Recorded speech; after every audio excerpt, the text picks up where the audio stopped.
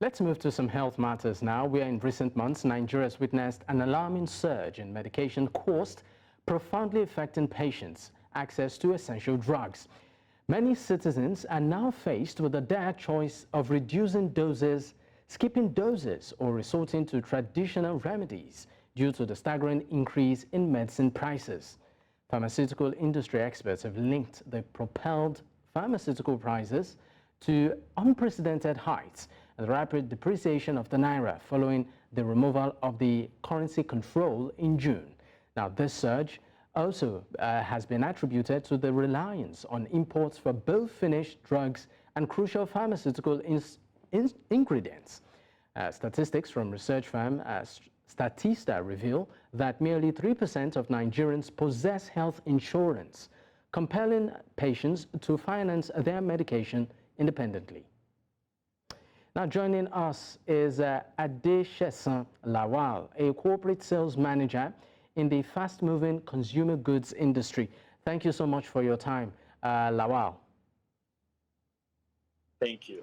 Thank you for having me. Yes, I mean, this is a very, very, for want of words, disturbing situation right now in Nigeria. Now, we know that the high cost of drugs in Nigeria has actually influenced the ability of pharmaceutical companies to contribute to the healthcare accessibility. Now, let's look at the impact of this, particularly when it comes to their key roles in healthcare accessibility and also public health initiatives.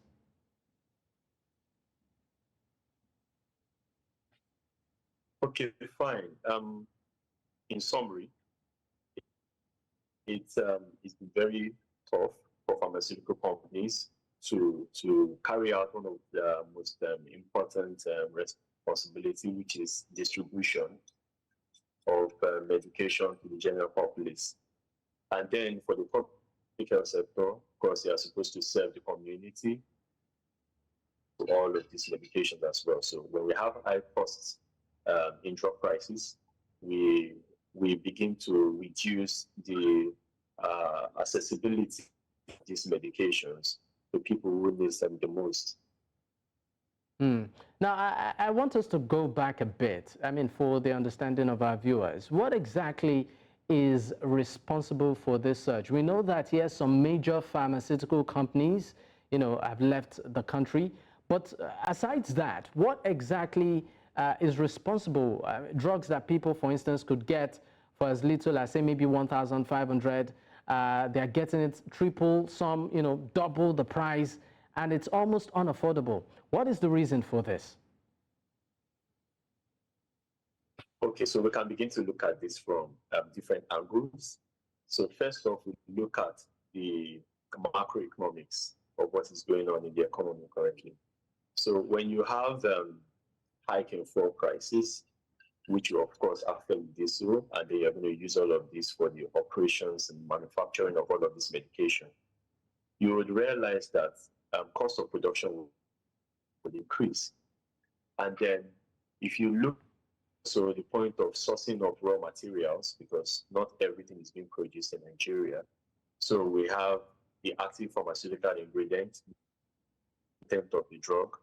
We also have the excipients and then the binders. These are things you use in making these drugs. You can handle them. So all of these packaging materials are also imported. Not all of them is produced in Nigeria. Even packaging materials, you'll be surprised that if not all that's produced in Nigeria, so you have to import all of these things. So if all of our operations is dependent on imports, you would agree with me that unstable forex pricing would also affect cost of production. Not to talk of the increment in rents. 10 times, most landlords take 5x, 4x of the current rent in the country. So we're in a dire situation as it stands.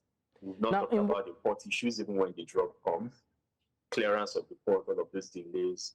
We all know all of these things are also part of why the price keep going up. All right. Now, in what ways would you say has the rising cost of drugs impacted the pricing strategies and profit margins of pharmaceutical companies? So pricing strategy is actually a very tricky question. It's a trade secret because this is what used in weathering the storm. But I'll put it simply this way. Some companies, pharmaceutical companies, take systemic price up, skewed in many folds in a year. This is to allow the cushion of the effect of that price up to sit in gently with people so they don't have, while some other companies decide to absorb all the pressure that I've mentioned earlier in point 2 and then take up one way or the other, they affect the general populace much more as they don't see that coming. But the first one have a way of, but it keeps on coming. So it's neither here or there. But this, and now, as for the, all right, I'm listening. Okay. Now, I mean, you said something earlier concerning the, will I call it, raw materials used in making some of these drugs being imported, and also the packaging and all of that. Hence, the final output, that's the finished product, becomes pricey as a result of, you know, exchange rates and all of that. But again, we have situations where, let me give a scenario. Something as basic as an inhaler, for instance. There are certain brands of inhalers that maybe people are used to that is astronomically, you know, expensive. And then there are other brands which are equally good, right? But are still affordable. But I don't know, who is to, will I say, blame right now? Because at some point you find out that Nigerians will tell you that, oh, to get, say, a particular inhaler that they are used to is this price. However, maybe they are shy or afraid to go for the alternatives, right? So in spite of this price differences, what exactly would you say is responsible for some products being, they perform the same function, however, some are affordable while the others are just astronomically expensive?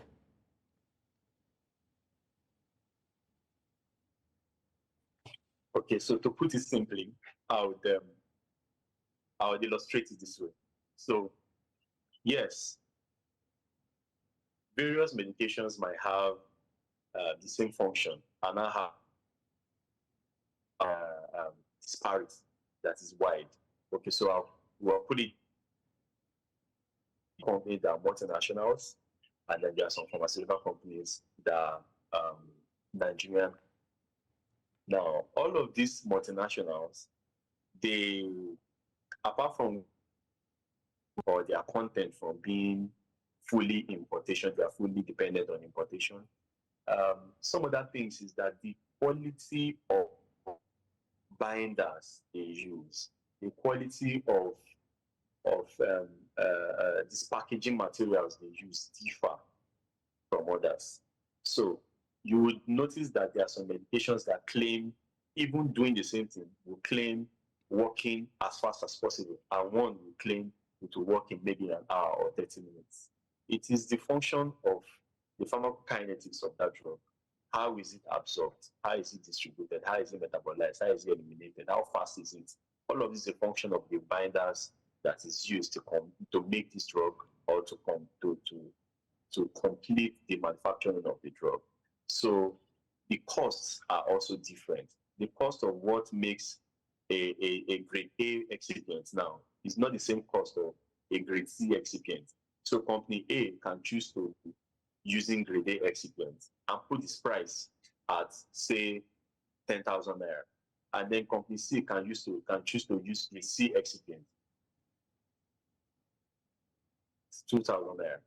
They are going to do the same thing, but they are going to do it differently. Okay. Now, just before I let you go, Sheshan, where the company playing, yeah. All right. Just before I let you go, Sheshan, in 30 seconds, I would appreciate if you can respond to this. Is anything being done to sort of help bring the cost of drugs down, particularly basic drugs, essential drugs in the country at the moment?